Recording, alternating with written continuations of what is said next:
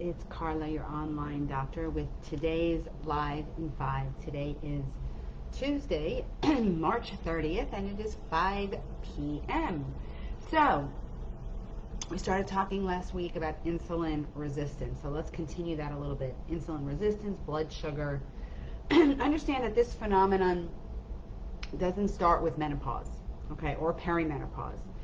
It has been going on in many of us for a long time. They talked about in a couple of seminars I went to that if you're the type of person who always needs to have snacks, or they talk about having your where you've had low sugar or you feel hypoglycemic, in fact, that is probably an early sign of insulin dysregulation and may in fact not be hypoglycemia in most cases. So when cortisol levels are elevated due to chronic stress, it has the same effect on your blood sugar as if you ate a candy bar. Okay, your blood sugar will go up really high.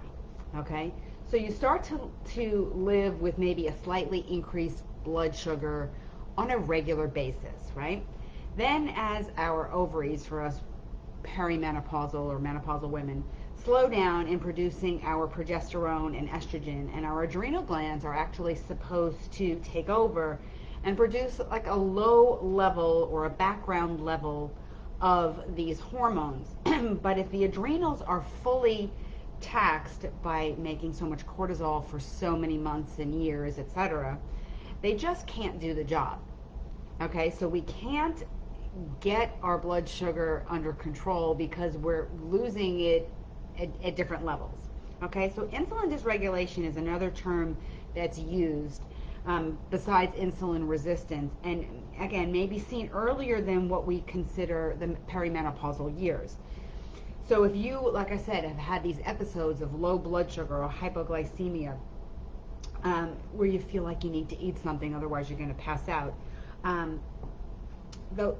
a lot of studies have shown that these people, if you actually check their blood sugar levels at those times where people feel really lousy, the levels are not really low, they're high. And what really is happening is, of this insulin dysregulation or insulin resistance, your blood sugar is elevated, but the sugar is not getting into your cells or into your brain or into your muscles. Okay, so that explains why you feel so bad, because it's not getting where it needs to be. It's sitting in your blood, but it's not getting down to the cellular level.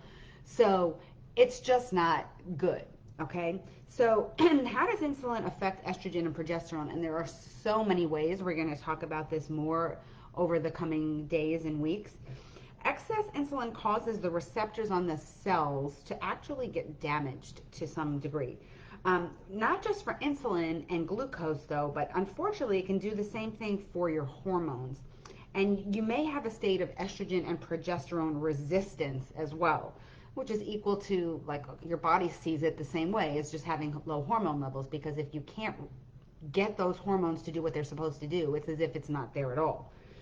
So in addition, as insulin roller coasters, eventually the blood sugar, again, isn't entering your cells, and that sugar is converted to fat and leads to weight gain, which we don't want, right? Okay, especially us ladies, we don't want it around our middle, right? Some people might want it a little bit in their booty, or in their thighs, or in your breasts, but not around the middle, right? That's just not where we want it.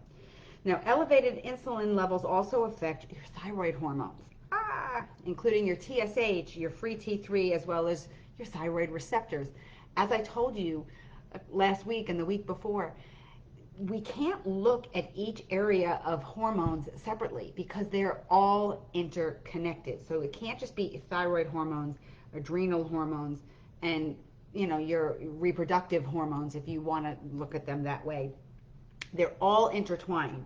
Insulin, cortisol, thyroid hormones, they all interact with each other. If you Google like how hormone production graphic, you're going to see that everything comes from cholesterol, and it all intertwines, and one going low affects the other.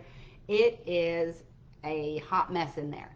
So We're going to talk more about this next on Thursday, so stay tuned because I have a lot more information for you about actually things you can do to help optimize your blood sugar, okay? And again, we've talked about getting tested, okay? I got my blood test ordered. I'm getting my stuff checked because I want to see where I'm at. It's been about 2 years, and it's time for me. So put in the comments if you've ever had your insulin level checked, your hemoglobin A1C, and your fasting glucose. And then again, all the other ones as well, because you need to check them all to see how they all interact.